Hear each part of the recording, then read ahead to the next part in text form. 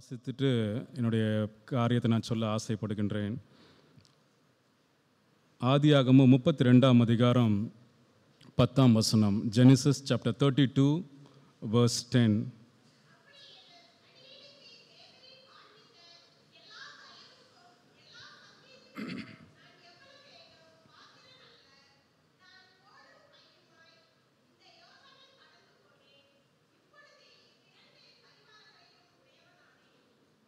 இந்த வார்த்தை சொன்னது யாக்கோபு.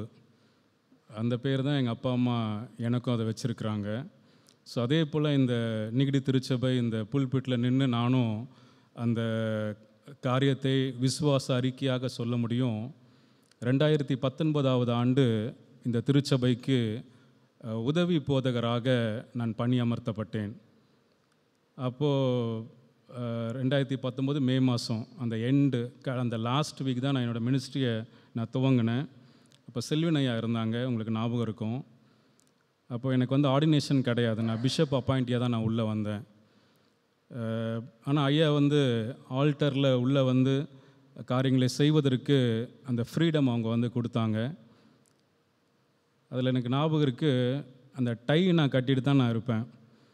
என்னுடைய பொதுவாக ஒவ்வொரு இயருமே வருஷமும் கான்ஃபரன்ஸ் நடப்பது அந்த இயல்பு, அது நடக்கும். ஆனால் நான் ஜாயின் பண்ண அடுத்த வருஷமே கொரோனா ஸ்டார்ட் ஆச்சு. அதனால் சர்ச்சஸ் லாக்டவுன் ஆனதுனால எந்த கான்ஃபரன்ஸ் எதுவுமே மக்கள் கூட முடியாத சூழ்நிலை ஏற்பட்டதுனால அந்த கான்ஃபரன்ஸ் நடைபெறலை. ஒரு 4 ஆண்டுகள் வெறும் அந்த அங்கி போடாமல் வெறும் டை கட்டி ஆல்டரில் வருகின்ற அந்த கிருபையை கடவுள் எனக்கு கொடுத்துருந்தார். ஆனால் கடவுள் எதுவுமே அவர் குறை வைக்கிற ஒரு கடவுள் கிடையாதுல்ல. நாம் நினைப்பதற்கும் எதிர்பார்ப்பதற்கும் அதிகமாய் செய்கின்ற கடவுள் நம்முடைய கடவுள் என்பதை என்னுடைய வாழ்க்கையில் அதை நான் கண்கூடாக நான் கண்டேன். இன்றைக்கி நான் உங்கள் முன்னாடி நான் சாட்சியாக அதை நான் சொல்ல முடியும். நம்முடைய செயலர் அவங்க சொன்னது போல் மெத்தடிஸ்ட் வரலாற்றில் 2 ஆர்டினேஷன் கிடைத்த பாஸ்டர்ஸை நீங்கள் கைவிட்டு எண்ண முடியும். ஸோ அப்படிப்பட்ட ஒரு ஸ்லாக்கியத்தை கடவுள் எனக்கு கொடுத்தாங்க. அதில் இன்னும் ஒரு கிரிட்டிக்கல் இது என்னன்னு பார்த்தீங்கன்னா, மெத்தடிஸ்டில் 2 கேட்டகரி ஆஃப் பாஸ்டர்ஸ் உண்டு. 45 வயசுக்கு முன்னாடி, 45 வயசுக்கு பின்னாடி. அது ஏ கேட்டகரி, பி கேட்டகரின்னு சொல்லி அதை பிரிப்பாங்க. ஸோ கரெக்டாக என்னுடைய 45வது வயது எப்போ முடிவடையுதுன்னா மார்ச் 23ஆவது தேதி. ஆனால் கடவுள் அந்த கான்ஃபரன்ஸ் ஜனவரி 16 நடந்துச்சு. அது மாத்திரம் கொஞ்சம் தள்ளி போயிருந்துச்சுன்னா நானும் அந்த ஏ கேட்டகரி பாஸ்டர் ஸ்லாப்பில் நான் வராமல் ஆட்டோமேட்டிக்காக டிஃபால்ட்டாக நான் பி கேட்டகரி பாஸ்டர் இதில் தான் போயிருப்பேன். ஸோ கடவுள் எல்லாத்தையுமே அவர் அழகாக செய்து தருகிறவர் என்பதை இந்த காரியங்கள் மூலமாக நான் புரிந்து கொண்டேன். இந்த ஆலயத்துக்கு நான் வந்தேன். 19 ஆண்டுகள் ஒரு மிஷினரியாக நான் பணியாற்றி விட்டு நான் வந்தேன். மிஷினரி ஊழியம் ரொம்ப வித்தியாசம். நான் ஊழியம் செய்த அதே ஸ்தாபனத்தில் ஜான்சன், ரெவரன் ஜான்சன் அவங்க அமர்ந்திருக்கிறாங்க. நாங்கள் 2 பேரும் 2000 ஒன்றா மிஷினரியாக ஜாயின் பண்ணி அந்த ட்ரைனிங்கில் நாங்கள் ஒன்றா இருந்தோம். அதுக்கப்புறம் அவங்க பல இடங்களில் பணி செய்தாங்க, நானும் பல இடத்துல இருந்தேன். ஸோ அதோடைய சவால்கள் வேறு, அதோடைய ஊழியங்கள் வேறு. எனக்கு கடைசியாக கொடுத்த பொறுப்பு என்னென்னா, முழு இந்தியாவுக்குமே இளம் வாலிபர்களுக்கு நான் தான் பொறுப்பாளராக இருந்து அந்த ஊழியத்தை ஒருங்கிணைக்கின்ற ஒரு பணியை நான் செய்து கொண்டு இருந்தேன். ஆனால் அப்படிப்பட்ட ஒரு நபர், அதுக்கப்புறம் நான் படித்து முடித்த பிறகு நான் நாக்பூர் போனேன். 2 ஸ்டேட்டை நான் ஹேண்டில் பண்ணேன் ப்ரொமோஷனல் மினிஸ்ட்ரியில். மத்திய பிரதேஷ், சத்தீஸ்கர், மகாராஷ்டிராவில் இருக்கிற எல்லா விதர்பா டிஸ்ட்ரிக்ஸ்க்குமே நான் தான் ப்ரொமோஷனல் செக்ரட்டரியாக, ரீஜனல் செக்ரட்டரியாக இருந்து நான் பணியாற்ற ஆண்டவர் எனக்கு கிருபை செய்தார். ஸோ அப்படி வெளியே பல இடங்களில் ஓடின ஒரு நபரை இந்த ஆலயம்னா ஒரு சின்ன ஒரு இடம் தானே. ஸோ இதில் ஆண்டவர் பணி செய்வதற்கு என்னை ஏற்படுத்தும் பொழுது கொஞ்சம் ஐ வாஸ் ஸ்ட்ரகிள்டு. ஏன்னா எனக்கு ரொம்ப புதுசு இந்த ஊழியம். பொதுவாக எனக்கு பிரசங்கன்னா நான் கொஞ்சம் மற்றவர்களுக்கு கொடுக்க நான் வாய்ப்பை நான் என்கரேஜ் பண்ணுவேனே தவிர்த்து நானும் ரொம்ப பேசுகிறத நான் அவாய்ட் பண்ணுவேன். ஆனால் கடவுள் என்னமோ தெரியல, எனக்கு தான் என்ன பண்ணார்னா என்னை ட்ரெயின் பண்ணுறதுக்காக இந்த நீகிடி திருச்சபைக்கு அவர் கொண்டு வந்தான்னு சொல்லி நான் நினைக்கிறேன். நம்முடைய செக்ரட்டரி அவங்க சொன்னாங்க நான் பிரசங்கம் நல்லா பண்ணுவேன்னு சொல்லி. ஆனால் நான் பட்ட அந்த அந்த அந்த இனிஷியல் ஃபேஸில் அந்த ஸ்ட்ரகிள் எனக்கும் என் குடும்பத்துக்கும் நல்லா தெரியும். எனக்கு என்னுடைய தமிழ் வந்து ரொம்ப இப்போ நான் பேசுகிற அளவுக்கு நல்ல அந்த ஒரு இலக்கிய தமிழ் கிடையாது. ரொம்ப ஒரு கொலோக்கியலாக தான் என்னுடைய பாஷை இருக்கும், அந்த தமிழ் இருக்கும். ஸோ அதனால் அது இல்லாமல் அந்த டைமுக்கு எனக்கு முடிக்கிற அந்த ஒரு பிரச்சனை இருக்கும். ஏன்னா சர்வீஸ்னும் போது எதுவும் மற்ற சர்வீஸ் இருப்பதுனால அந்த டைமில் அந்த பிரசங்கங்களை பண்ணணும்ல. ஸோ செய்தியை நான் ஆயத்தப்படுத்திட்டு நான் என்ன பண்ணுவேன்னா, நான் வீட்டில் நானே வந்து அதை வந்து பிரசங்கம் பண்ணுவேன். 2 வாட்டி 3 வாட்டி டைமர் செட் பண்ணி அந்த டைமுக்குள்ளே முடிக்கணுன்னா, ரொம்ப போச்சுன்னா அதை எதெல்லாம் வேண்டாமோ அதை எடுத்துகிட்டு அந்த மாதிரி என்னை நான் வந்து மெருகேற்றி கொள்வதற்கு இந்த திருச்சபை எனக்கு வந்து ஒரு உறுதுணையாக இருந்துச்சு. நான் செல்வின் ஐயாவுக்கு நான் அதிகமாக நான் நன்றி சொல்ல நான் கடமைப்பட்டிருக்கின்றேன். ஐயாவுடைய ஃபேர்வெல் நீங்கள் வச்சுருக்கிறீங்க, பட் அன்றைக்கி தான் எங்களுடைய ஈவினிங் சர்வீஸும் இருக்கும். அதுக்கு நான் வர முடியுமான்னு எனக்கு தெரியல. வந்தாலும் நான் லேட்டாக தான் வர முடியும். ஸோ ஒரு ஊழியருக்கு அந்த கொடுக்க வேண்டிய அந்த ஒரு டிக்னிட்டி, ஒரு ரெஸ்பெக்டை வந்து ரொம்ப அழகாக ஐயா எனக்கு வந்து கொடுத்தாங்க. மினிஸ்ட்ரியில் அந்த ஃப்ரீடம் வந்து அவங்க கொடுத்தாங்க. ஒரு மெத்தடிஸ்டில் நிறைய சீனியர் பாஸ்டர்ஸ் இருக்காங்க. ஆனால் நிறைய பேர் வந்து அவங்க கீழே இருக்கிறவங்க கொஞ்சம் டிஃப்ரெண்ட்டாக ஹேண்டில் பண்ணுவாங்க. ஆனால் நல்ல ஜூனியர்ஸை வந்து ட்ரீட் பண்ணுற ஆட்களில் ஒரு சிலரில் அதில் செல்வின் ஐயா வந்து ஒருத்தர்னு சொல்லி என்னால் ஆணித்தரமாக சொல்ல முடியும். ஸோ அப்படிப்பட்ட ஒரு நபரிடத்தில் நேரடியாக 4 ஆண்டுகள் வந்து பயிற்சி பெறுவதற்கு கடவுள் எனக்கு கிருபை செய்தார். அதற்காக நான் ஆண்டவருக்கு நான் நன்றி சொல்லுகின்றேன். இந்த திருச்சபையில் நிறைய காரியங்களை செய்ய ஆண்டவர் எனக்கு கிருபை செய்தார். எனக்கு நேரமும் இல்லை, ஏன்னா மற்ற கம்யூனியன் சர்வீஸ் இருக்குது, மற்றதெல்லாம் இருக்குது. ஸோ ரொம்ப சுருக்கமாக நான் சில சொல்லணுன்னா, நிறைய காரியங்கள் செக்ரட்டரி அவங்க சொன்னாங்க, அதே போல் ஏசுதாஸ் அவங்க சொன்னாங்க. நிகிடிலையும் சரி, பாவதான்லேயும் சரி நிறைய நான் பண்ணியிருக்கேன். பட் நான் இங்கேருந்து போனாலும் தொடர்ந்து நடக்கிற மாதிரி ஒரு 2 காரியம் எனக்கு தெரிஞ்சு என்ன நடக்கிறதுனா, ஒன்று இந்த பைபிள் ரீடிங் இப்போ நீங்கள் பண்ணிக்கிட்டு இருக்கீங்கள. ஸோ இதுக்கு முன்னாடி வந்து யார் சீக்கிரம் வராங்களோ அந்த பேப்பரில் எழுதி கொடுப்பது தான் ஒரு வழக்கமாக இருந்துச்சு. ஸோ அதை வந்து அந்த வாரத்தில் யாருக்கு பிறந்த நாள் திருமண நாள் வருதோ, ஸோ அவங்கள அதை கண்டுபிடிச்சி, ஸோ அவங்களுக்கு அந்த பைபிளை வாசிக்க வச்சு அட்லீஸ்ட் வருஷத்தில் ஒரு முறையாவது அந்த வாய்ப்பு வந்து கிடைப்பதற்கு ஒரு ப்ராக்டிஸை ஏற்படுத்த ஆண்டவர் எனக்கு கிருபை செய்தார். அதுக்கும் ஐயா எனக்கு அதை ஒத்துழைப்பு கொடுத்தாங்க. ஸோ அதை நீங்கள் தொட்டு நீங்கள் செய்துட்டு வரீங்க. அதனால் நான் போனாலும் அந்த ஒரு இது இருக்கும்னு சொல்லி நான் நினைக்கிறேன். இன்னொரு காரியம், இந்த கொரோனா வந்து நிறைய கஷ்டமான காரியங்கள் நம்மளுக்கு தந்தாலும் நிறைய நன்மையான காரியங்களும் நம்மளுக்கு வந்து அதை வந்து கொடுத்துட்டு போயிருக்கு. அதில் நிகிடி திருச்சபைக்கு ஒரு பாசிட்டிவான ஒரு காரியம் என்னென்னு பார்த்தீங்கன்னா, இந்த ஆர்டர் ஆஃப் சர்வீஸ். நாளைக்கு ஆராதனைன்னா யார் பிரசங்கம் பண்ண போகிறா, என்னென்ன காரியங்கள் இருக்க போகுதுன்றதை வந்து தெரிந்து கொள்கின்ற ஒரு காரியம் வந்து நம்ம சர்ச் குரூப்பில் உங்களுக்கு வந்து அப்லோட் பண்ணப்படுகின்றதில் அந்த ஆர்டர் ஆஃப் சர்வீஸ். ஸோ அந்த ஆர்டர் ஆஃப் சர்வீஸுமே வந்து அதை என்னுடைய டைமில் தான் அதை வந்து நான் வந்து அதை இன்ட்ரடியூஸ் பண்ணி, அது லாக்டவுன் டைமில் அதை நம்ம கடைப்பிடிச்சோம். அதை தொடர்ந்து நீங்கள் இன்றளவில் நீங்கள் செய்து கொண்டு இருக்கிறீங்க. ஸோ மேபி இந்த திருச்சபையை விட்டு நான் வேறு திருச்சபைக்கு நான் மாறி சென்றாலும் ஏதோ நான் நிறைய செஞ்சுருக்கேன். அதில் நீங்கள் ஞாபகத்தில் வச்சுக்கிற மாதிரி இந்த 2 காரியம் உங்களுக்கு இருக்குன்னு சொல்லி நான் நம்புகின்றேன். அதே போல் பாவதான் திருச்சபையை குறித்து நான் சொல்லணுன்னா, நான் உள்ள பொறுப்பெடுக்கும் பொழுது அந்த திருச்சபையில் மக்கள் இருந்தாங்க. ஆனால் எந்த ரொம்ப ஒரு டெவலப்மெண்ட் ஸ்டேஜ் இல்லாத மாதிரி அவங்க இருந்தாங்க. தரையில் தான் உட்காருவாங்க, கொஞ்சம் சேர்ஸ் தான் இருந்துச்சு. ஆனால் இன்றைக்கி நீங்கள் அந்த சர்ச்சுக்குள்ள நீங்கள் போனீங்கன்னா, நல்ல இந்த நிகிடி திருச்சபையில் எப்படி ஒரு ஆராதனை இருக்குமோ அந்த அளவுக்கு எல்லா ப்ரோக்ராம்ஸுமே சரி, அது சிறப்பாக அதை கோஆர்டினேட் பண்ண ஆண்டவர் எனக்கு கிருபை செய்தார். அதுக்கு என்னுடைய மனைவி போதகரமாகவும் ஒத்துழைப்பு கொடுத்தாங்க. அவர்களுக்கு நான் நன்றி சொல்லுகின்றேன். நான் ஏன் பாவதானில் அவ்வளோ ஒரு இனிஷியேட் எடுத்து நான் காரியத்தை செய்தேன்னா, பாவதானில் இன்றைக்கி ஷைனிக்கு ஃபேர்வெல் நீங்கள் கொடுத்தீங்க. அவங்க முன்னாடி பாவதான் சபைக்கு அவங்க வந்துக்கிட்டு இருப்பாங்க. ஸோ அப்போ அவங்களுடைய அம்மா திருமதி அனுபமா ராஜ் அவங்க வந்து என்கிட்ட சொன்ன ஒரு காரியம், பாஸ்டர் நாங்கள் நிகிடி சர்ச்சுக்கு நாங்கள் போகும்போது என் பிள்ளைக்கு வந்து நிறைய சர்ச்சில் வந்து ஆக்டிவிட்டீஸில் இன்வால்வ் பண்ணுற மாதிரி வாய்ப்பு இருக்கும். பட் பாவதான் வந்த பிறகு அது எல்லாமே இல்லாத மாதிரி அவளுக்கு இருக்குது. ரொம்ப அது வந்து அவளுக்கு அந்தளவுக்கு ஒரு ப்ரொடக்டிவாக இல்லை அப்படின்னு சொல்லி ஒரு கேஷுவலாக அவங்க சொன்ன ஒரு காரியம். அது என்னுடைய மனசை ஆழமாக பாதிச்சிச்சு. நம்ம எங்கே இருந்தாலும் சரி, சொற்ப மக்கள் இருந்தாலும் இல்லை சண்டே ஸ்கூல் பிள்ளைங்க, யூத் பிள்ளைங்க, பெண்கள், ஆண்கள் யார் இருந்தாலும் சரி, அவங்களுக்கு அந்த ஒரு ஒரு எண்ணம் வரக்கூடாதுன்னு சொல்லி தான் அந்த காரியங்களை வந்து அதை சிறப்பாக கோஆர்டினேட் பண்ண ஆண்டவர் எனக்கு கிருபை செய்தார். நான் பாவ்தான் மக்களுக்கும் என்னுடைய நன்றிகளை நான் தெரிவித்துக் கொள்கின்றேன். இந்த 6 ஆண்டுகள் அவங்க என்னோடு கூட இணைந்து அந்த ஊழியத்தில் அவங்க தோள் கொடுத்ததற்காக நான் நன்றி சொல்கின்றேன். கடவுளுடைய கிருபையெல்லாம் நிறைய காரியங்களை நான் பொறுப்பெடுக்கும் போது அந்த ஃபைனான்ஷியலில் பார்த்தீங்கன்னா ஒரு 1 லேக்குக்கு கம்மியாக தான் அவங்களுடைய இன்கம் வந்து இருந்துச்சு. பட் கடந்த ஆண்டில் நீங்கள் பார்த்தீங்கன்னா கிட்டத்தட்ட 4 லட்சத்துக்கு கிட்டத்தட்ட அவங்களுடைய ஃபைனான்ஷியல் பொசிஷனில் அவங்க வந்து இன்க்ரீஸ் ஆகியிருக்காங்க. ஸ்பிரிச்சுவல் ஆஸ்பெக்ட்ஸில் அவங்க இன்க்ரீஸ் ஆகிருக்கிறாங்க. ப்ரோக்ராம்ஸுமே வந்து குவாலிட்டியாக பண்ணுற அளவுக்கு அவங்க வந்து மாற்றம் பெற்றிருக்கிறாங்க.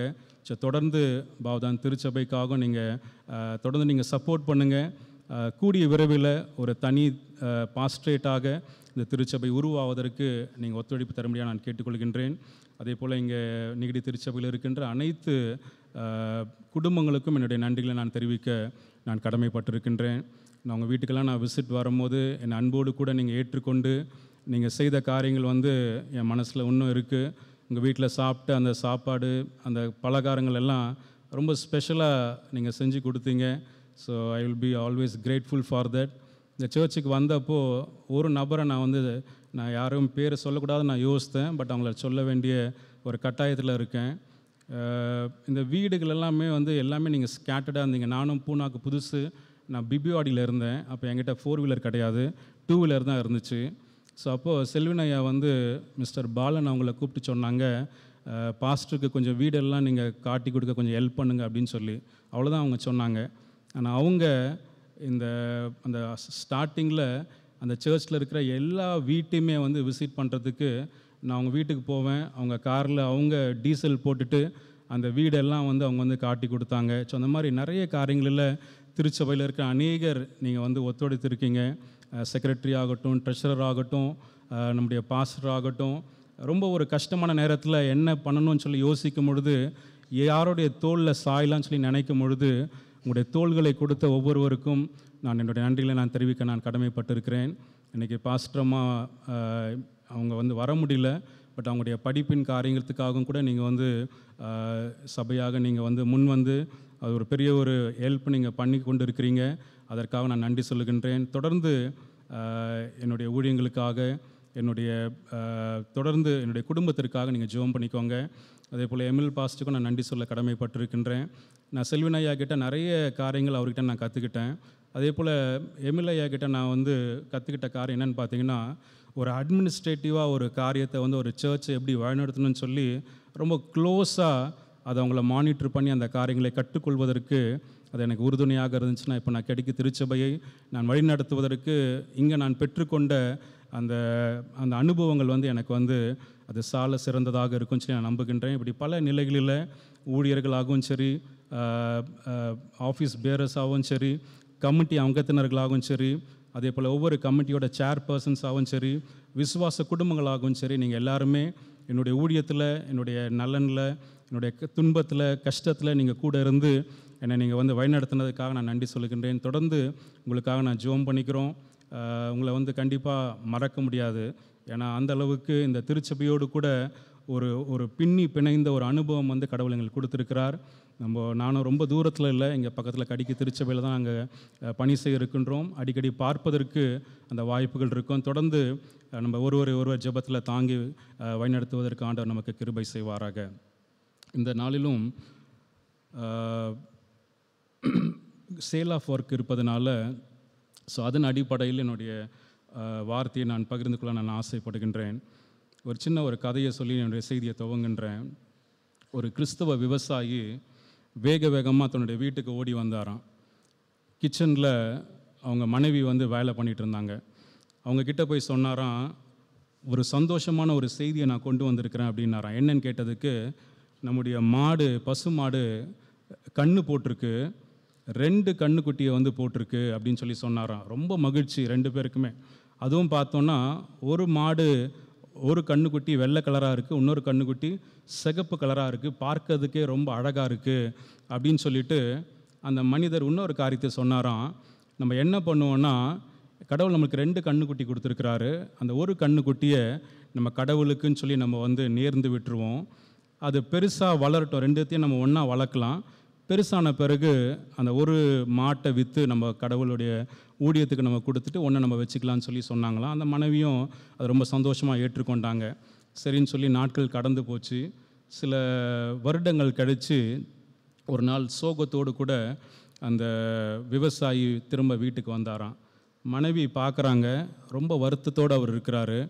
என்ன அப்படின்னு சொல்லி கேட்ட உடனே, நம்முடைய கண்ணுக்குட்டி வந்து சிக்காய் இறந்துடுச்சு அப்படின்னு சொல்லிட்டு, அதோடு கூட அவர் நிறுத்தல. அவர் சொன்ன காரியம், கடவுளுடைய கண்ணுக்குட்டி இறந்து போச்சு அப்படின்னு சொன்னார். இந்த அம்மாவுக்கு வந்து புரியல, நம்ம எது வந்து கடவுளுக்குன்னு சொல்லி நம்ம வந்து அதை வந்து டிஃப்ரென்ஷியேட் பண்ணவே இல்லை. பெருசான பிறகு பார்த்துக்கலாம்னு சொல்லி நம்ம யோசித்தோம். ஆனால் இப்போ நீங்கள் கடவுளுடைய கண்ணுக்குட்டி இறந்துடுச்சே அப்படின்னு சொல்லி சொல்கிறீங்களே அப்படின்னும் போது அந்த மனிதர் சொன்னாராம், நான் உங்ககிட்ட சொல்லனா கூட நான் என் மனசில் நினச்சிக்கிட்டேன், அந்த கண்ணுக்குட்டி வந்து கடவுளுக்கு, சிகப்பு நம்மளுக்கு அப்படின்னு சொல்லி நான் நினச்சேன். ஆனால் அந்த வெள்ளை கண்ணுக்குட்டி தான் இன்றைக்கி வந்து இறந்து போச்சு அப்படின்னு சொன்னாராம். இந்த அன்பானவர்களே, பல நேரங்களில் பல விதமான பொருத்தனைகளை கடவுளுடைய சன்னிதானத்தில் நாம் செய்து கொள்வது வழக்கம். ஆனால் சூழ்நிலைகள் கொஞ்சம் கடினமாக மாறும் பொழுது, நாம் நினைக்கின்ற காரியம் நடைபெறாமல் அது தடைப்படும் பொழுது, இந்த மனிதன் செய்ததை போல நம்முடைய நிலைப்பாட்டிலிருந்து நம்ம என்ன பண்ணுறோன்னா, நம்ம கொஞ்சம் விலகுவதற்கு நம்ம முற்படுவதை நம்ம பார்க்கின்றோம். ஆனால் இந்த காலை நேரத்தில் நம்ம அப்படி செய்யாமல் இந்த சேல் ஆஃப் ஒர்க்கில் நம்ம எப்படி நடந்து கொள்ள வேண்டும் என்பதை குறித்து தான் நம்ம ஆண்டவருடைய வார்த்தையை நாம் சிந்திக்க இருக்கின்றோம். நாம் தியானிக்க போகின்ற ஆண்டவருடைய வார்த்தையின் தலைப்பு பிரின்சிபல்ஸ் ஆஃப் கிறிஸ்டியன் கிவிங், கிறிஸ்தவ ஈகையின் கோட்பாடுகள். கிறிஸ்தவ ஈகையின் கோட்பாடுகள், the principles of Christian giving. நிறைய கோட்பாடுகள் வந்து வேதாகமத்தில் கொடுக்கப்பட்டிருக்கிறது. ஆனால் நேரத்தை கருத்தில் கொண்டு நம்ம வாசித்த 3 வேத பாடத்தின் அடிப்படையில் ஒரு 3 காரியங்களை நான் விரைவாக உங்களுக்கு சொல்லி நான் கடந்து செல்ல ஆசைப்படுகின்றேன். The first principle of Christian giving என்னன்னு பார்த்தீங்கன்னா, யாத்திராகம் 35ஆம் அதிகாரத்தில் சொல்லப்பட்டிருக்கிறது, கிவ் தாட்ஃபுல்லி, உணர்வுடன் கொடுங்கள் அப்படின்னு சொல்லிட்டு அந்த அதிகாரம் நம்மை பார்த்து அறைக்கோள் விடுவதை நம்ம பார்க்க முடியும்.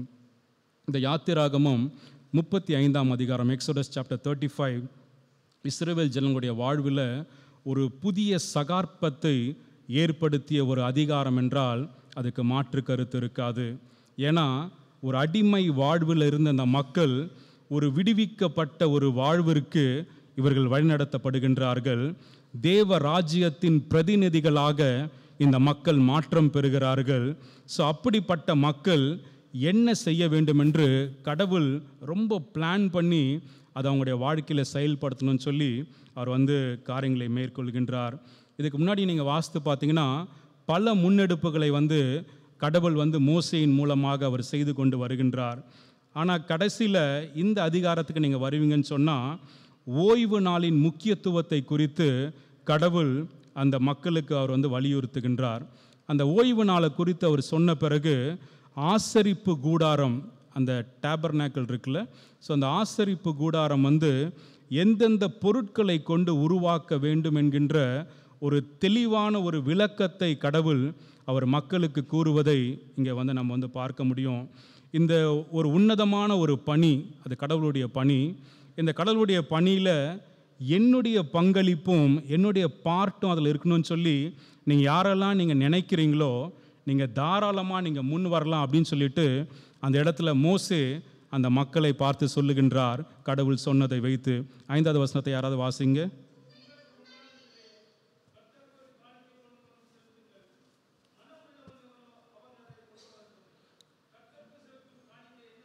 இல்லை, போதுங்க. மனம் உள்ளவன் எவனோ அவன் அதை கொண்டு வரட்டும் அப்படின்னு சொல்லிட்டு இங்கே போடப்பட்டிருக்கு. நீங்கள் வீட்டில் போய் அந்த அதிகாரத்தை வாசித்து பாருங்கள். 5லிருந்து 9 வசனங்களை நீங்கள் வாசிப்பீங்கன்னு சொன்னால், கடவுளுடைய அந்த பணிக்காக 15 பொருட்களை அவங்க என்னெல்லாம் காணிக்கையாக கொண்டு வரணும்னு சொல்கிற லிஸ்ட் கொடுக்கப்பட்டிருக்கு. அதுக்கப்புறமா 11ஆம் வசனத்திலிருந்து 19ஆம் வசனம் வரைக்கும் என்ன சொல்லுதுன்னா, 42 விதமான வேலைகளில் அந்த மக்கள் ஈடுபட வேண்டும் என்கின்ற ஒரு இன்ஸ்ட்ரக்ஷனை வந்து அங்கே மோசே அவருக்கு சொல்வதை வந்து பார்க்க முடியும். ஸோ இதெல்லாம் சொன்ன பிறகு 20ஆம் வசனத்துக்கு நீங்கள் கடந்து வந்தீங்கன்னா, மோசே என்ன பண்ணுறாருன்னா, இந்த இதை சிச்சுவேஷன் அவங்களுக்கு எக்ஸ்பிளைன் பண்ணுறாரு. எக்ஸ்பிளைன் பண்ணிவிட்டு சொன்ன பிறகு மக்கள் என்ன பண்ணுறாங்களாம், அமைதலாக தங்களுடைய இடங்களுக்கு அவங்க கலைந்து செல்கிறார்கள். 20ஆம் வசனத்தை வாசிங்க.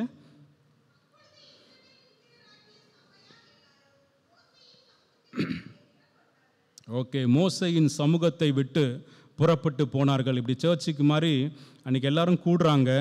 இப்படி ஒரு தேவை இருக்குன்னு சொல்லி மோசே சொல்கிறாரு. அதை கேட்டுட்டு எல்லாரும் அமைதியாக அவங்க போகிறாங்க. எந்த ஒரு ஆல்டர் கால் மோசை அன்றைக்கி கொடுக்கல. ஒரு பிளட்ஜ் கார்டை டிஸ்ட்ரிபியூட் பண்ணி இவ்வளோ பணம் எழுதுங்கன்னு சொல்லி மோசே அன்றைக்கி சொல்லலை. ஒரு ஸ்பெஷல் கவரை கொடுத்து அதில் காணிக்கையை வச்சு முன்னாடி படைங்கன்னு சொல்லி மோசே சொல்லலை. இல்லை நீங்கள் இப்படி பண்ணுங்க அப்படி பண்ணுங்கன்னு சொல்லிட்டு எந்த விதமான ஒரு பிரெயின் வாஷிங்கையுமே அன்றைக்கி மோசே அந்த மக்கள் இடத்துல அவர் செய்யலை. அந்த மக்கள் எல்லாம் தங்களுடைய இடங்களுக்கு அவங்க கடந்து போகிறாங்க.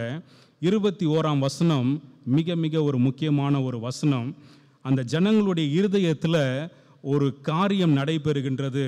அது என்னவென்றால், பரிசுத்த ஆவியானவர் அவருடைய இருதயத்தில் அவர் பலமாக கிரியை செய்வதற்கு அவர் ஆரம்பிக்கின்றார். 21ஆம் வசனத்தை வாசிங்க.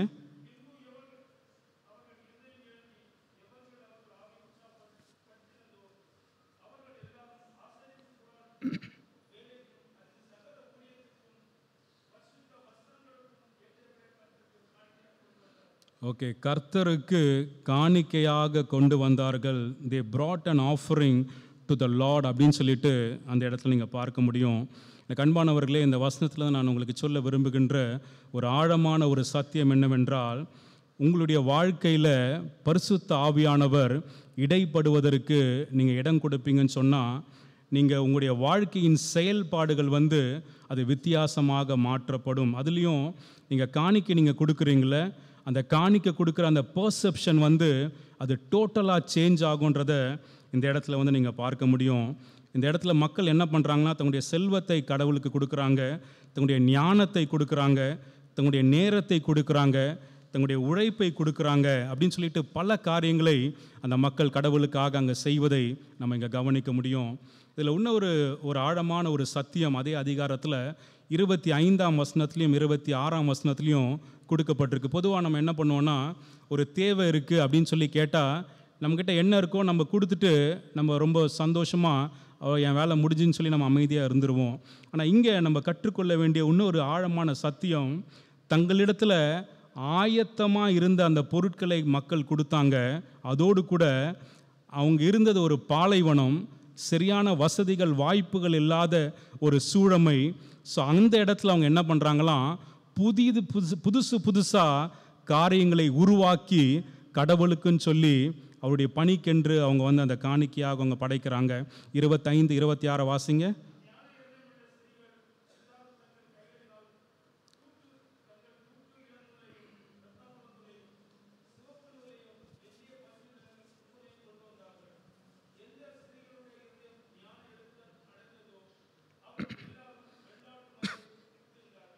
எனக்கு அன்பானவர்களே, நம்முடைய காணிக்கைகளை வெறும் கடமைக்காக நம் கடவுளுடைய சமூகத்தில் நம்ம செலுத்தாமல் அதை உணர்வு பூர்வமாக நாம் செலுத்த வேண்டும் என்று கடவுள் நம்மிடத்தில் அவர் விரும்புகின்றவராக அவர் இருக்கின்றார். God not only wants us to give, but to give with a thoughtful heart. அந்த ஒரு இருதயத்தோடு கூட, அந்த ஒரு உணர்வோடு கூட நம்ம கொடுக்கும் பொழுது அந்த காணிக்கையை கடவுள் அங்கீகரிப்பதற்கு அவர் பாத்திரவானாக இருக்கிறார். நீங்கள் வீட்டில் போய் நீங்கள் வாசித்து பாருங்கள். யாத்திராகமும் 36ஆம் அதிகாரத்தில் 5-7 வசனங்கள்.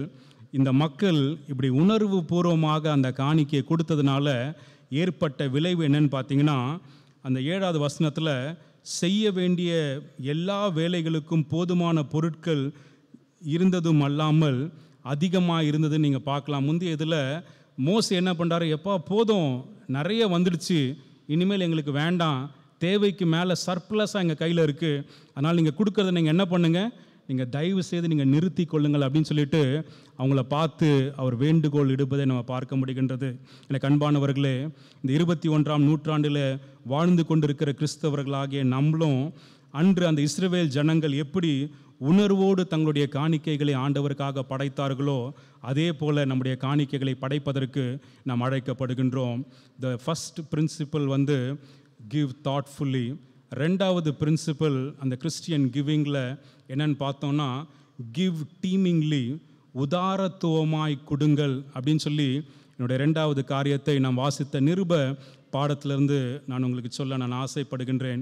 2 கொரிந்தியர் 8ஆம் அதிகாரத்தை உங்களுடைய வேதாகமத்தில் நீங்கள் திருப்பி வைத்துக் கொள்ளலாம்.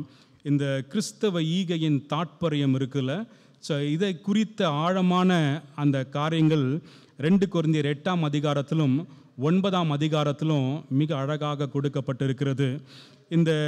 இந்த கிறிஸ்தவ ஈகைக்கு ஒரு வடிவம் கொடுத்தவர் யாருன்னு பார்த்தீங்கன்னா, அப்போஸ்தலனாகிய பவுல்.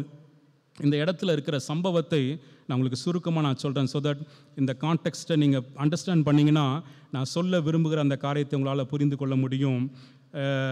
கிபி 48ஆம் ஆண்டில் யூதேயாவிலும் எருசலேமிலும் ஒரு கொடிய பஞ்சம் ஏற்படுகின்றது. It was a very severe famine.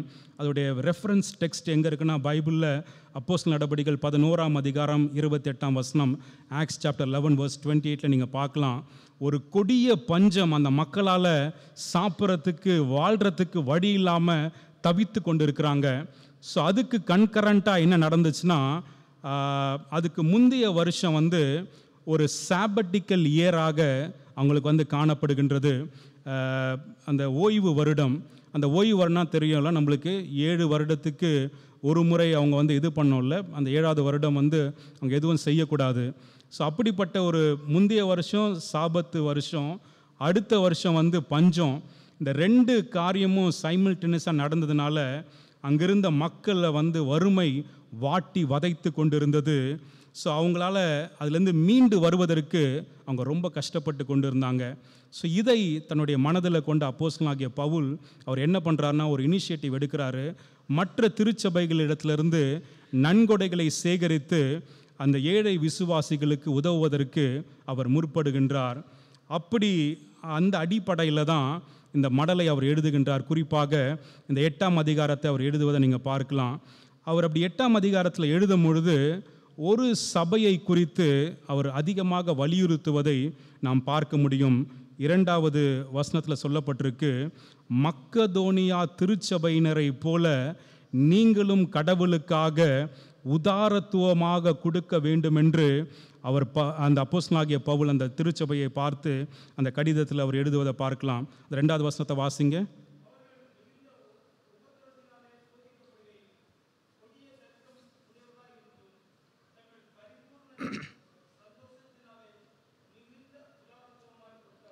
Okay, இந்த வசனத்தில் நீங்கள் நல்லா பொறுமையாக நீங்கள் பாஸ் பண்ணி வாசித்தீங்கன்னா 4 அடுக்கு தொடர்கள் இங்கே பயன்படுத்தியிருக்கிறார் பவுல். 1, மிகுந்த உபத்திரவம், there was a severe trial. 2வது, கொடிய தரித்திரம், எக்ஸ்ட்ரீம் பாவர்ட்டி. 3வது, பரிபூரண சந்தோஷம், ஓவர்ஃப்ளோயிங் ஜாய். 4வது, மிகுந்த உதாரத்துவம், ரிச் ஜெனராசிட்டி. என்னெல்லாம் சொல்லுங்கள் பார்க்கலாம். மிகுந்த உபத்திரவம், கொடிய தரித்திரம், பரிபூரண சந்தோஷம், மிகுந்த உதாரத்துவம். எனக்கு அன்பானவர்களே, நமக்கு இது ரொம்ப ஒரு மறைபொருளாக இருக்கலாம். ஏன்னா உபத்திரவத்திலும் தரித்திரத்திலும் வாழ்ந்து கொண்டிருந்த அந்த மக்கள் எப்படி மகிழ்ச்சியாகவும் உதாரத்துவமாகவும் கடவுளுக்குன்னு சொல்லி காணிக்கைகளை அவங்களால படைக்க முடியும்னு சொல்கிற ஒரு கேள்வி நமக்குள்ளே ஏற்படுங்கலாம். ஆனால் அந்த கேள்விக்கான பதில், அந்த மர்மத்துக்கான பதில் அதே அதிகாரத்தில் 4ஆம் வசனத்தில் பவுல் குறிப்பிடுகின்றார். அது என்ன சொல்கிறாருன்னா, அந்த மக்கள் எப்படி கொடுத்தாங்களாம் கடவுளுக்கு, கடவுளுக்கென்று கொடுப்பதை அவங்க பாரமாக கருதாமல் அதை பாக்கியமாக கருதினார்கள் என்று அந்த வசனம் சொல்லுகிறது. Giving to God was considered a blessing rather than a burden. எனக்கு அன்பானவர்களே, நம்ம கடவுளுக்கு கொடுக்குறோன்னா, ஐயோ கேட்டுட்டாங்களே என்ன பண்ணுறதே அப்படின்னு சொல்லிட்டு ஒரு பாரத்தோடு கொடுக்காம நம்ம என்ன பண்ணணுமா, அதை பாக்கியமாக கருதி அதை கொடுக்க நாம் அழைக்கப்படுகின்றோம். அப்படி செய்யும் பொழுது கடவுள் நம்மை ஆசீர்வதிப்பார் என்பதில் எந்த சந்தேகம் இல்லை. ஒரு பழமொழி, ஒரு பண்டைய பழமொழி இவ்வாறாக கூறுகின்றது, it is the poor who helps the poor because they know what poverty is like. ஏழைகளுக்கு உதவுவது ஏழைகள் தான், ஏனென்றால் வறுமை எப்படி இருக்கும் என்பது அவர்களுக்கு நன்றாக தெரியும். எனக்கு அன்பானவர்களே, இன்னும் ஒரே ஒரு வசனத்தை இந்த இந்த நிருபத்திலேருந்து நான் வாசிக்க விரும்புகின்றேன். 2 கொரிந்தியர் 9ஆம் அதிகாரம் 7ஆம் வசனத்தில் பவுல் சொல்வதைப் போல, அவனவன் விசனமாயும் அல்ல கட்டாயமாயும் அல்ல, தன் மனதில் நியமித்தபடியே கொடுக்க கடவன், உற்சாகமாய் கொடுக்கிறவனிடத்தில் தேவன் பிரியமாயிருக்கிறார். காட் லவ்ஸ் எ cheerful giver. நம்ம சந்தோஷத்தோடு நம்ம கொடுக்கும்பொழுது கடவுள் என்ன பண்ணுறாராம்? அதில் பிரியமாக இருக்கிறார். ஐயோ, ஒரு வேதனையோடு வருத்தத்தோடு கஷ்டத்தோடு நம்ம கொடுப்பதுனால அதனால் எந்த ஒரு பலனும் கிடையாது. அதை தான் கிறிஸ்துவ ஈகையின் 2வது கோட்பாடு, உதாரத்துவமாக நாம் கொடுக்க அழைக்கப்படுகின்றோம். 3வதாக இந்த கிறிஸ்துவ ஈகையின் கோட்பாடு மார்க் எழுதின சுவிசேஷம் 12ஆம் அதிகாரம் 41லிருந்து 44 வசனங்களில் சொல்லப்பட்டிருக்கு. கிவ் டோட்டலி, உள்ளதை எல்லாம் கொடுங்கள் அப்படின்னு சொல்லிட்டு அந்த பகுதி நமக்கு கற்றுத்தருகின்றது. இந்த இடத்துல ஒரு ஏழை விதவையினுடைய ஒரு தாராளமான ஒரு குணத்தை பற்றி இங்கே வந்து நம்ம பார்க்க முடியும். இந்த பகுதிக்கு இந்த 41ஆம் வசனத்துக்கு முன்னாடி என்ன காரியம் நடந்துட்டுருக்குன்னா, பரிசேயர்களும் வேத பாரகர்களும் இயேசுவின் இடத்துல சண்டை போட்டுட்ருக்காங்க, தர்க்கம் பண்ணிக்கிட்டு இருக்காங்க.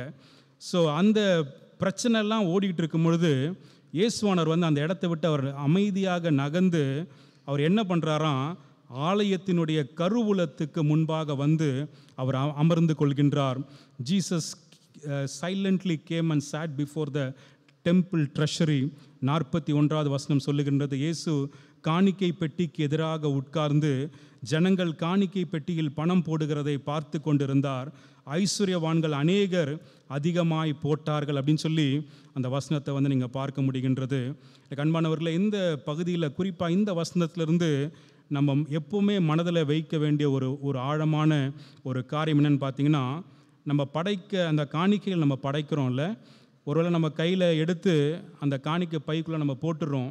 மேபி அந்த காணிக்கை எடுக்கிறவங்களுக்கு கூட என்ன நம்ம எவ்வளோ போட்டோன்றது தெரியாமல் இருக்கலாம். ஆனால் இங்கே வேத வசனம் சொல்லுகிறது, நம்ம படைக்கின்ற காணிக்கையை யார் பார்த்து கொண்டு இருக்கிறாராம்? நம்முடைய ஆண்டவராகிய இயேசு கிறிஸ்து அதை பார்த்து கொண்டிருக்கிறார் என்பதை மார்க்கு சுவிசேஷகர் நமக்கு இங்கே தெளிவுபடுத்துகின்றார். ஏன்னா அவர் எதை பார்க்குறாராம்? நம்ம எவ்வளவு கொடுக்குறோம் என்பதை அவர் பார்ப்பது கிடையாது. ஆனால் எப்படி கொடுக்குறோம் என்பதை அவர் வந்து பார்க்கின்ற ஒரு கடவுளாக அவர் இருக்கின்றார். He watches how we give rather than how much we give. நீங்கள் எவ்வளோ கொடுத்தாலும் சரி, ஆனால் அதை எப்படி கொடுக்குறீங்கன்றது வந்து ரொம்ப ரொம்ப ஒரு முக்கியமான ஒரு காரியம். இந்த கிறிஸ்தவ ஈகையில் காணப்படுகின்ற ஒரு ஆழமான ஒரு சத்தியத்தை தான் இங்கே மார்க்கு சுவிசேஷகர் நமக்கு தெளிவுபடுத்துவதை நம்ம இங்கே பார்க்க முடிகின்றது. நல்லா இந்த வசனத்தை நீங்கள் பொறுமையாக நீங்கள் வாசித்து பார்த்தீங்கன்னா நான் சொல்கிற அந்த உண்மையை நீங்கள் வந்து புரிந்து கொள்ள முடியும். இங்கே செல்வந்தர்கள் வந்து என்ன பண்ணுறாங்க, பணக்காரங்க தங்கள் இடத்துல இருக்கின்ற ஆஸ்தியிலிருந்து ஒரு பகுதியை எடுத்து அவங்க என்ன பண்ணுறாங்க, காணிக்கையாக கொடுக்குறாங்க.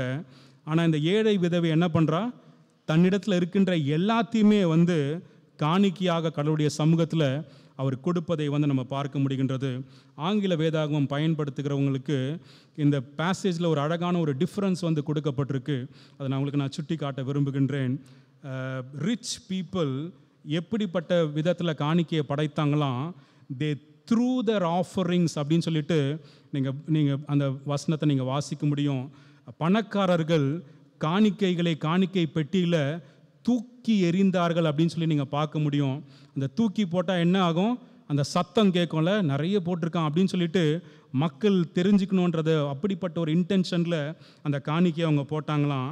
ஆனால் அதே நேரத்தில் த புவர் வீடோ புட்டர் ஆஃபரிங் அப்படின்னு சொல்லிட்டு அந்த இடத்துல கொடுக்கப்பட்டிருக்கு. சத்தமே இல்லாமல் அமைதலாக அந்த காணிக்கையை அந்த பெண்மணி அங்கே கொடுப்பதை நம்ம பார்க்கலாம். எனக்கு அன்பானவர்களே, கொடுப்பவருக்கு ஏற்படுத்தும் தாக்கமே காணிக்கையின் மதிப்பை தீர்மானிக்கும். The value of a gift is determined by what it costs the giver. நான் திரும்ப சொல்கிறேன், கொடுப்பவர்களுக்கு ஏற்படுத்தும் தாக்கமே காணிக்கையின் மதிப்பை அது தீர்மானிக்கும். நம்முடைய ஆடம்பரமான காணிக்கைகள் மூலமாக ஒருவேளை மக்களை வேண்டுமானால் நம்ம என்ன பண்ணலாம், நம்ம கவரலாம். நிறைய கொடுக்குறாரு, கடவுளுக்காக நிறைய செய்கிறார் அப்படின்னு சொல்லிட்டு நம்மளை பற்றி ரொம்ப பெருமையாக பேசலாம் மற்றவங்க நம்ம கொடுக்குற காணிக்கையை பற்றி. ஆனால் கடவுளை நம்ம என்ன பண்ண முடியாது, ஒரு நாளும் நம்மால் ஏமாற்ற முடியாது. ஏன்னா எந்த இன்டென்ஷனோட நம்ம கடவுளுக்கு கொடுக்குறோம் என்பதை அவர் கவனிக்கின்றவராக அவர் இருக்கின்றார். ஏன்னா இதே அதிகாரம் 43, 44 வசனங்களில் அவர் அழகாக சொல்கிறார். அப்பொழுது அவர் தம்முடைய சீஷரை அழைத்து, காணிக்கை பெட்டியில் பணம் போட்ட மற்ற எல்லாரை பார்க்கிலும் இந்த ஏழை விதவை அதிகமாய் போட்டாள் என்று மெய்யாகவே உங்களுக்கு சொல்லுகின்றேன். அவர்கள் எல்லாரும் தங்கள் பூர்ணத்தில் இருந்து எடுத்து போட்டார்கள். இவளோ தன் வறுமையிலிருந்து தன் ஜீவனத்துக்கு உண்டானதை எல்லாம் போட்டு விட்டாள் அப்படின்னு சொல்லிட்டு இயேசுவானவர் அந்த பெண்மணியை குறித்து அவர் சாட்சி பகர்வதை நம்ம பார்க்கலாம். நம்ம எப்போல்லாம் நம்ம காணிக்கை ஆண்டவருக்காக நம்ம படைக்கிறோமோ நம்ம எப்படியெல்லாம் கொடுக்கணும்? நம்ம தாராளமாக நம்ம கொடுக்கணும், தியாகத்தோடு அதை நம்ம கொடுக்கணும், தாழ்மையோடு நம்ம கொடுக்கணும், அமைதலோடு அதை நம்ம செய்யணும். அப்படி செய்யும் பொழுது ஆண்டவர் நாமம் மகிமைப்படும் என்பதில் எந்த சந்தேகம் இல்லை. இந்த கிறிஸ்தவ ஈகையின் கோட்பாடுகளை குறித்து இந்த காலை நேரத்தில் நம்ம சிந்தித்தோம். 3 விதங்களில் நம்ம ஆண்டவருக்குன்னு சொல்லி காணிக்கைகளை படைக்க வேண்டும் என்று நாம் கற்றுக்கொண்டோம். முதலாவது காரியம், கிவ் தாட்ஃபுல்லி, உணர்வுடன் காணிக்கைகளை நாம் கொடுக்க வேண்டும். 2வது, கிவ் டீமிங்லி, உதாரத்துவமாக ஆண்டவருக்கென்று காணிக்கைகளை கொடுக்க வேண்டும். 3வது, கிவ் டோட்டலி, உள்ளதையெல்லாம் நாம் கடவுளுக்கு கொடுக்க வேண்டும். மார்ட்டின் லூத்தர் அவர் சொன்ன ஒரே ஒரு ஸ்டேட்மெண்ட்டை சொல்லி என்னுடைய செய்தியை நான் நிறைவு செய்ய நான் ஆசைப்படுகின்றேன். I have tried to keep things in my hands and lost them all, but what I have given into God's hands I still possess. நான் பொருட்களை என்னுடைய கைகளிலேயே வைத்திருக்க முயற்சித்தேன், அவை அனைத்தையும் இழந்து போனேன். ஆனால் கடவுளுடைய கரங்களில் கொடுத்தவைகள் இன்றளவும் என்னிடம் பத்திரமாக உள்ளது. கடவுள் தாமே இந்த வார்த்தைகளை நமக்கு ஆசீர்வாதம் தருவாராக. நம்ம கொடுப்பதில் இந்த மக்கதோனியா திருச்சபையினரை போல, அந்த இஸ்ரவேல் ஜனங்களைப் போல, அந்த ஏழை விதவையைப் போல நம்ம ஆண்டவருக்குன்னு சொல்லி நம்ம கொடுத்து அவருடைய ஆசீர்வாதத்தை நிறைவாக பெற்றுக்கொள்ள கடவுள் நமக்கு அருள் புரிவாராக. ஆமென்.